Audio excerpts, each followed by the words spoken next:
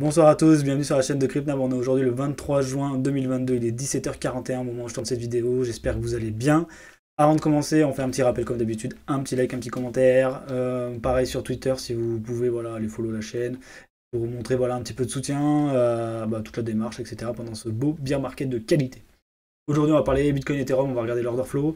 Je ne regarderai pas les alts parce que je pense que ça ne sera pas grand chose. Je vais surtout regarder le marché tradi avec le SPX et donc SP500 et l'indice du dollar pour voir un petit peu où on en est au niveau de cette correction, crash entre guillemets, on ne sait pas trop. Donc, à voir sur le marché traditionnel, surtout l'attente de récession un peu de la majeure partie des acteurs aujourd'hui. Niveau Bitcoin, bon bah voilà, on a instauré un range, hein, bottom du range, haut du range, 21 723 à 17 622, donc pour l'instant on est à l'intérieur, on fait pas grand chose. On voit qu'en 4 heures, on n'est pas revenu checker dans cette zone-là, donc là il y a des vendeurs qui sont bloqués, donc probablement que si on pose un bottom court terme, moyen terme, long terme, j'en sais rien, on aura sûrement un retour dans cette zone ici, entre les 19 000 et les 18 000. Sinon on est parti sur un V-bottom, c'est rare que ce soit quelque chose qui tienne sur la durée. On voit que bah, voilà, la zone de volume elle est ici, hein, donc c'était la zone verte ici, elle a cassé, on a réintégré. Donc probable retour en zone de haut de range, donc là-haut, donc c'est probable. Surtout quand, donc là je suis en 4 heures, surtout quand on voit que en 1 heure la correction s'est faite direct en divergent, donc là on a réussi à monter en divergent. Ici, hop, on fait une correction, on diverge tout de suite, donc le MACD qui monte tandis que le prix descend. Et pour l'instant, bah, on est en train de ranger à voir de quel côté on va partir. Moi, en général, j'essaie de m'aider de l'order flow pour déterminer ça, du moins avoir un avis. C'est vrai que l'order flow global, donc on va faire Bitcoin, Ethereum et altcoin. Ici, en 5 minutes, on voit que sur ce énième rebond, donc là, on a eu pas mal de longs qui sont mis en... Enfin, plutôt des shorters qui sont sortis de position ici, puisqu'on a une diminution du ratio, augmentation du funding, augmentation des longs. Donc là, on a vraiment eu... Bon, là, on a eu un petit moment suspense, on savait pas trop ce qui se passait. Et ici, il y a quelque chose d'intéressant qui se passe, c'est qu'on a une augmentation des open interest, une diminution du long et une diminution du funding. Donc là, probablement qu'on a beaucoup de shorters qui rentrent en position. Et ce qui est dingue, c'est que ces shorters, ils arrivent à former des M, donc à repousser le marché, alors que il y a des grosses liquidités qui se créent au nord. Donc si jamais ils ne sortent pas de position, on pourrait très bien faire un petit mouvement, on va dire, pour couper jusque-là 20 148 pardon, les longs qui sont en position afin de faire un short squeeze à côté parce que quand je vois des données comme ça, moi je serais pas étonné d'avoir un short squeeze, surtout que regardez, on a quand même, si on se place, voilà, donc depuis le 18 juin, donc là on est le 23, depuis 5 jours, on a quand même un soutien en spot qui est assez intéressant. Donc voilà, ce soutien en spot fait que le prix ne devrait pas forcément descendre puisque c'est ce qui va faire monter. Et quand je vois qu'il y a des shorters qui se mettent en position, donc en dessous du ratio de 50, là, on est bien monté, funding qui descend. Je me dis qu'un short squeeze, pour les punir, ça serait pas étonnant. Ou un short squeeze, ça nous ramènerait déjà au-dessus de ces deux petits sommets ici, où il y a pas mal de shorts qui ont dû se mettre en place, surtout ici. Donc au niveau des 20 000, 21 000. Et après, il faudra voir si on a assez de jus pour claquer les 21 723 et pourquoi pas retourner plus haut. Il ne faut pas oublier qu'on est dans un marché baissier global, donc il va falloir en tenir compte. Ethereum, pour l'instant, on va pas se mentir, il fait la même chose que Bitcoin, hein, il a perdu beaucoup de puissance par rapport au Bitcoin. Lui, il a posé un beau W1 heure, comme le BTC.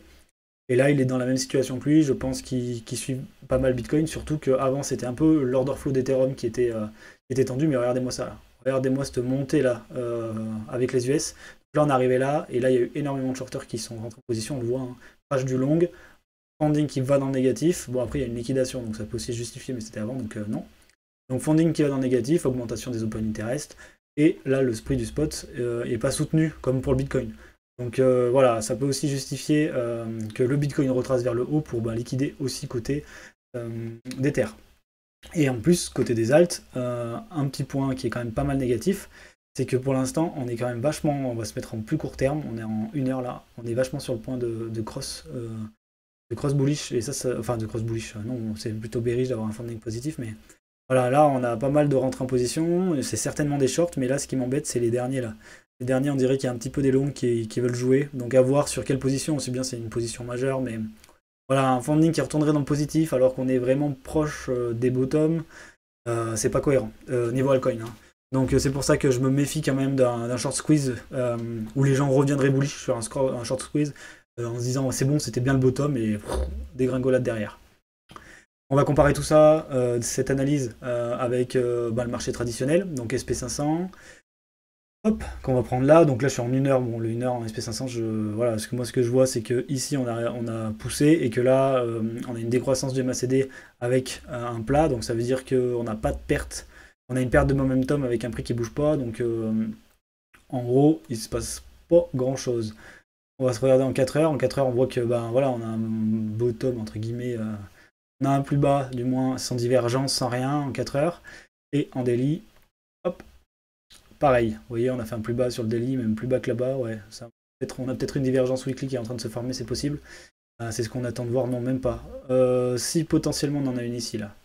Voilà, bon après on en a, non, elle a rien à voir. Donc là on en a une potentiellement ici, donc il faudra voir si on continue. Mais bon, c'est pas flagrant. Donc je m'attends vraiment à un retracement, donc pourquoi pas un retracement, voilà, un peu, ah oui, tout va bien, et hop, on redescend. Comme un peu sur Bitcoin, donc une espèce de short squeeze, je sais pas, j'ai pas regardé l'aspect order flow côté SP500, mais voilà, une espèce de retour aussi en disant ah ça fait du bien, ça va revenir, et boum, on rattaque au sud pour punir un peu tous ceux qui ont voulu suivre en longue. Côté dollars, en daily on est pépère, donc c'est-à-dire que voilà on a fait un nouveau plus haut, donc c'était pas sûr qu'on le fasse et on l'a fait quand même, donc ça veut dire qu'il n'y a pas de divergence. Pour moi il n'y a pas de divergence, donc ça veut dire qu'on va probablement refaire un nouveau sommet, surtout que là, c'est quoi? Il casse la résistance et il se consolide dessus. Qui va probablement s'en servir de support et repartir. Donc voilà, ça c'est bearish, hein. De toute façon, un dollar qui pump, c'est assez bearish.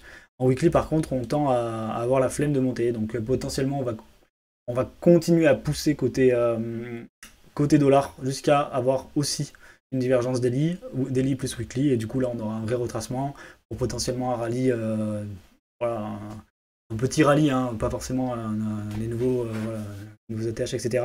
Surtout que la récession va faire qu'on devrait redonner du jus au dollar, notamment le QT, qui fait en fait une réduction voilà, des liquidités disponibles fournies par la Fed au marché. Donc du coup, si on en enlève, on réduit leur possibilité voilà, de s'exposer, et du coup forcément c'est plutôt bullish pour le dollar et pas pour les actions, etc. Donc c'est plutôt avantageux risk off et non pas risk on.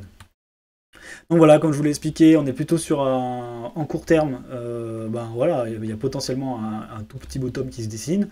Le problème c'est qu'on est plutôt, là je suis en 5 minutes, il y a potentiellement un bottom qui s'est dessiné là. Pour moi, pour valider un bottom, il faudrait quand même revenir dans cette zone de rechargement, voilà, faire un beau W weekly derrière.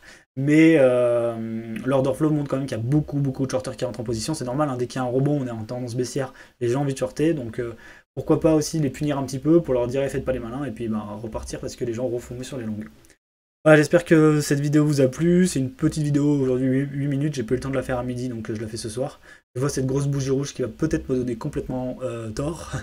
Mais bon, voilà, c'est aussi ça le trading, on n'a pas toujours raison. Et les investissements. Donc du coup, je vous souhaite de passer une belle soirée. On se retrouve dimanche. En attendant, vous pouvez me retrouver bien sûr sur le groupe des Cryptomasques, ou sinon sur Twitter si vous avez des questions, des remarques, voilà, si vous voulez voir autre chose sur les vidéos, une altcoin, voilà, certains topos, il n'y a pas de souci, vous pouvez le poser en commentaire, et je me ferai plaisir d'y répondre, notamment dans la prochaine vidéo dimanche. Allez, passez une bonne soirée, à plus!